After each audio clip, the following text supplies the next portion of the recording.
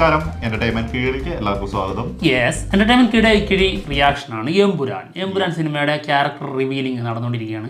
36 കഥാപാത്രങ്ങൾ നമ്മുടെ മുന്നിലേക്ക് വരും. യെസ്, അതിലിപ്പോൾ 3 പേര് വന്നിട്ടുണ്ട്. ഇന്നലെ നമ്മൾ അതിൻ്റെ ഒരാളുടേത് റിയാക്ഷൻ ചെയ്തിട്ടുണ്ടായിരുന്നു. 36ാമത്തെ. അതെ, 35 34 എത്തിയിട്ടുണ്ട്. ഒന്ന്, അതായത് 35 ശിവതയാണ്. യെസ്, ശിവത ശ്രീരേഖയാവുന്നു. നമ്മുടെ എന്തായിരുന്നു ക്യാരക്ടറിൻ്റെ പേര്? ഇന്ദ്രിയത്തിൻ്റെ ക്യാരക്ടറിൻ്റെ പേര് എന്തായിരുന്നു? ഇതാണ് ആവശ്യമുള്ള സമയത്ത് ഗോവർദ്ധൻ്റെ ഭാര്യ. ഓക്കെ, പിന്നെ അടുത്ത ആള് ഇന്ന് രാവിലെ വന്നിട്ടുണ്ട്, സുമേഷ് അനീഷ് ജി മേനോൻ. യാ, എന്താണെങ്കിലും കാണാം. വീഡിയോ ഉണ്ടല്ലോ, 36 വീഡിയോയാണ് വരാനിരിക്കുന്നത്. ഇതിലെ ഒരു രസം എന്താണെന്നറിയോ, ശിവത എന്നുള്ള ഈ പേര് എല്ലാവർക്കും അങ്ങനെയാണെന്നില്ല കേട്ടോ. ശിവത എന്നുള്ള പേര് എനിക്ക് എപ്പോഴും വരദ എന്നുള്ള രീതിയിൽ മാറാറുണ്ട്. എനിക്കും അങ്ങനെ തന്നെ. അവ ഇന്നലെ വൈകുന്നേരം വിളിച്ചപ്പോ ഞാൻ പറഞ്ഞ അവരുടെ ക്യാരക്ടർ പോസ്റ്റർ വന്നിട്ടുണ്ട് വരദേന്റെ എന്നല്ല ഞാൻ പറഞ്ഞത്. അതെ, വരദ അങ്ങനെ മാറിപ്പോവും ഇടയ്ക്കിടയ്ക്ക്. പിന്നെ ഇന്നലെ വന്ന ആളില്ലേ നമ്മുടെ ജോസ്, ആളെ എപ്പോഴും നമ്മുടെ ഷാജോണിന്റെ രൂപമായിട്ട് സാദൃശ്യം തോന്നാറുണ്ട്. ജോസ്. ഇപ്പോ നമ്മുടെ സുമേഷായിട്ട് വരുന്ന അനീഷ് ജി മേനോൻ, ആളുടെ ക്യാരക്ടർ എപ്പോഴും എനിക്ക് ആളുടെ രൂപം നമ്മുടെ ദീപക്കില്ലേ അതുപോലെ ഫീൽ ചെയ്യാറുണ്ട്. അങ്ങോട്ടും ഇങ്ങോട്ടും മാറും. പോയിന്റ് ആണ് കേട്ടോ, എല്ലാവരും തമ്മിൽ ചെറിയ ചെറിയ വ്യത്യാസങ്ങളേ ഉള്ളൂ. ദീപക്കാരെ മനസ്സിലായില്ല? അതായത് നമ്മുടെ മനസ്സിലായി, ഇഷ്ടം പോലെ സിനിമകളുണ്ട് ഇപ്പോൾ കൂടുതലായിട്ട്. നമ്മുടെ അപർണയുടെ ഭർത്താവ്. ഓക്കെ, എന്തായാലും ശിവതയുടെ വീഡിയോ ആണ്. ഓക്കെ, 35. ഇത് കാണുമ്പോഴേ എനിക്ക് ത്രില്ല വന്നത്. ഹലോ, ഹായ്, എല്ലാവർക്കും നമസ്കാരം. ഞാൻ ശിവത.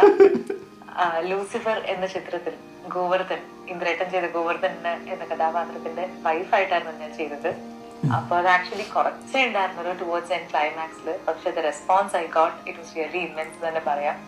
എമ്പുരാൻ എന്ന ചിത്രത്തിനെ കുറിച്ച് ആദ്യമായിട്ടൊരു ടോക്ക് വന്നപ്പോൾ തന്നെ എന്നോട് എല്ലാവരും ചോദിച്ചിരുന്ന ഒരു കാര്യമായിരുന്നു, ശിവത ഉണ്ടോ എന്നുള്ളത്. അപ്പൊ ഞാൻ പറയാണ്, എമ്പുരാനിന് ഞാനുണ്ട്. അതെന്താ ചെയ്തേക്കണേന്നുള്ളത് നിങ്ങൾക്ക് ചിത്രം കാണുമ്പോൾ മനസ്സിലാവും. ഇതിലെനിക്ക് ആക്ച്വലി വർക്ക് ചെയ്തപ്പോൾ കിട്ടിയൊരു മറ്റൊരു ഭാഗ്യം എന്ന് പറയുന്നത്, ഫാസിൽ സാറിന്റെ പടത്തിലൂടെ ആയിരുന്നു ഞാൻ മലയാള സിനിമയിലേക്ക് എൻട്രി ആയിട്ട്.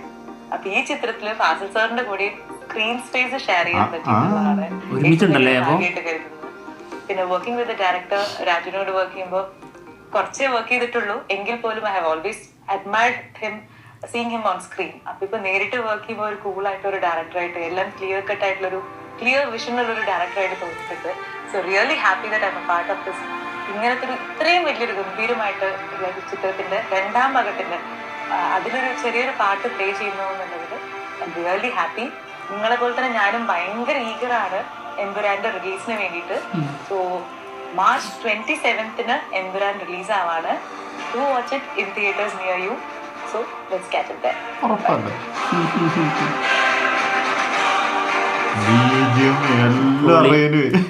ശരിക്കേ എനിക്ക് തോന്നുന്നു ഇത് എഡിറ്റ് ചെയ്തത് നമ്മുടെ പൃഥ്വിരാജാണെന്ന് തോന്നുന്നു. കാരണം പൃഥ്വിരാജിനെ കുറിച്ച് നല്ലത് പറഞ്ഞപ്പോ BGM കുറച്ച് കൂടുതൽ കയറ്റി വരുന്നുണ്ട്.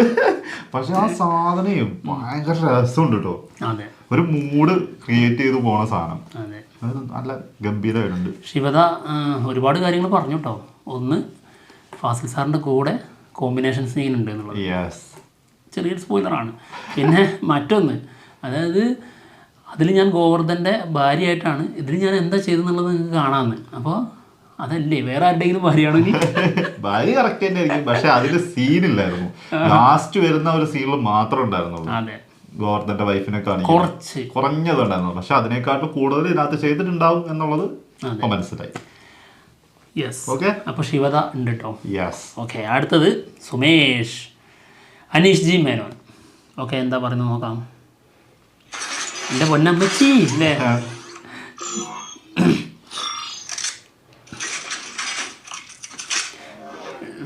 ഹായ്, നമസ്കാരം. ഞാൻ അനീഷ്. സുമേഷ് എന്ന ഒരു കഥാപാത്രത്തെയാണ് ഞാൻ. അതെന്താടാ നിനക്ക് ഹായ് പറഞ്ഞാല്? ശിവത പറഞ്ഞപ്പോ നീ മറുപടി നീ ശ്രദ്ധിക്കൂല. അതെന്താ ശ്രദ്ധിക്കാതിരുന്നത്? അല്ല, നീ എന്നോട് മാത്രം നീ എന്താ ഹായ് കൊടുക്കാൻ? ഞാൻ ഹായ് കൊടുത്തു. എപ്പോ ഹായ് കൊടുത്തു? വീഡിയോ ഞാൻ കാണും, വീഡിയോ ഞാൻ നോക്കുന്നുണ്ട് കൊടുത്തിട്ടുണ്ടല്ലോ. എന്താണേ പശ്ചാവേദം കാണിക്കരുത് നിന്നോടാ.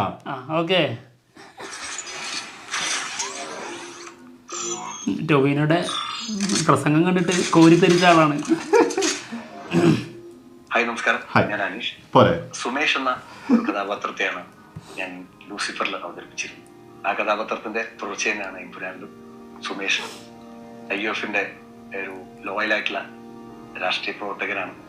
മുരുകൻ എന്ന കഥാപാത്രത്തിന്റെ കൂടെ സഞ്ചരിക്കുന്ന, വലങ്കയായിട്ട് സഞ്ചരിക്കുന്ന ഒരു കഥാപാത്രം.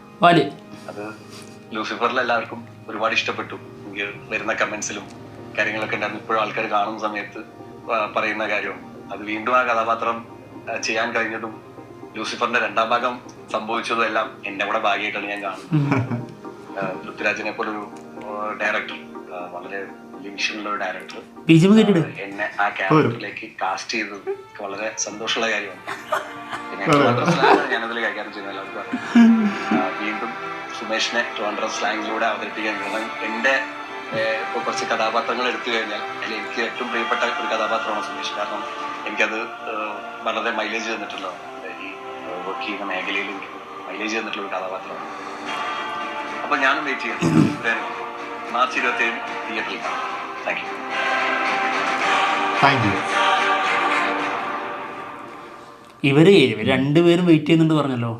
ഈഗർലി വെയിറ്റിങ്ങിലാണ്. കാരണം എന്നറിയോ, നമ്മളെപ്പോലെ തന്നെയാണ് വരും. ഇവർക്കും അതിനെക്കുറിച്ച് ഒരു ABCD അറിഞ്ഞൂടാ. അവർ ചെയ്തു പോയത് എന്താണോ അത് മാത്രമേ അറിയുള്ളൂ. അത് ഏത് രീതിയിൽ വരും എന്നുള്ളത് അറിഞ്ഞൂടാ. ബൈജു വന്നപ്പോ പറഞ്ഞു കേട്ടില്ലേ, എന്നെ വിളിച്ചു, ഞാൻ പോയി ചെയ്തു പോന്നു, എന്റെ കാര്യം കറക്റ്റ് ചെയ്തു വെച്ചിട്ടുണ്ട്, വേറെ ഇനി എന്താന്നുള്ളതൊന്നും എന്നെ ഐഡിയ ഇല്ലാന്ന് പറഞ്ഞു. സത്യമാണത്, ആർക്കും അറിഞ്ഞൂടാ. ഒരാൾക്കും അറിഞ്ഞു. ആകെ 3-4 പേർക്ക് മാത്രം അതിന്റെ ഫുൾ കാര്യങ്ങൾ മൊത്തം 5 പേർക്ക്. അത് ഇനി പുറത്തുനിന്ന് എടുത്തു കഴിഞ്ഞാൽ ആ 2 എണ്ണം അത് ഞങ്ങളാണ്. ബാക്കിയൊക്കെ ആ സിനിമ, അതായത് മെയിൻ ആയിട്ടുള്ള ആൾക്കാർക്ക്, ഒന്ന് പ്രൊഡക്ഷൻ, നടൻ, സംവിധായകൻ, എഴുത്തുകാരൻ, ഇവർക്കൊക്കെ അറിയുള്ളൂ. അപ്പൊ 6 പേര്. ഇന്നലെ ഞാനായിരുന്നു, ഇന്ന് ഇവിടെ തുടങ്ങിയിട്ടുണ്ട്. അല്ല പിന്നെ കറക്റ്റ് കാര്യം പറഞ്ഞോളൂ, എല്ലാം ഏറ്റുവാങ്ങാൻ റെഡി ആയിട്ടിരുന്നു. എന്തായാലും ക്യാരക്ടർ റിവീലിംഗ് ഇങ്ങനെ നടന്നുകൊണ്ടേയിരിക്കുകയാണ്. അവരുടെ എക്സ്പീരിയൻസ് അവർ പറഞ്ഞുകൊണ്ടേയിരിക്കുകയാണ്. സന്തോഷം. ഇന്നിനി വൈകുന്നേരം ആരാ വരാൻ പോണേന്നും, നാളെ രാവിലെ ആരാ വരാൻ പോണേന്നും നാളത്തെ വീഡിയോയിൽ ഈ സുമേഷിന്റെ ക്യാരക്ടറില്ലേ, ആ സമയത്ത് പറയേണ്ട ഒരു സാധനമുണ്ട്. പറഞ്ഞോ. ഇത് ഇതിന് മുൻപ് പറഞ്ഞിട്ടുണ്ടോന്ന് അറിഞ്ഞൂടാ കേട്ടോ. അതായത് ആ സീനില് നമ്മുടെ ടൊവിനോയുടെ ഫിയാൻസിനാണ് കാണിക്കുന്നത്. ആ സമയത്ത് അത് ഗേൾ ഫ്രണ്ട് ആയിട്ടാണോ? ഫിയാൻസിനെ കാണിക്കുന്നത്. അപ്പോൾ അത് ബൈജുവിൻ്റെ ക്യാരക്ടറാണോ ഈ സുമേഷിൻ്റെ ക്യാരക്ടറാണെന്ന് അറിഞ്ഞൂടാ. പറയുന്നൊരു ഡയലോഗ് ഉണ്ട്, അതൊന്നും വേണ്ട എൻ്റെ പൊന്നമ്മച്ചി എന്ന് പറയുന്ന സാധനം. അത് ഭയങ്കര മോശം ഡയലോഗായിരുന്നു. അത് പറയുന്ന സംഭവം എന്താണെന്നറിയോ, അതിൻ്റെ ഒന്നും ആവശ്യമില്ല. ഇപ്പം ഞങ്ങൾ ഹാപ്പിയാണ്, നമ്മുടെ ചെറുക്കൻ പൊളിയാണല്ലോ എന്നുള്ള രീതിയിലാണ് ഇവർ ഉദ്ദേശിച്ചിട്ടുള്ളത്.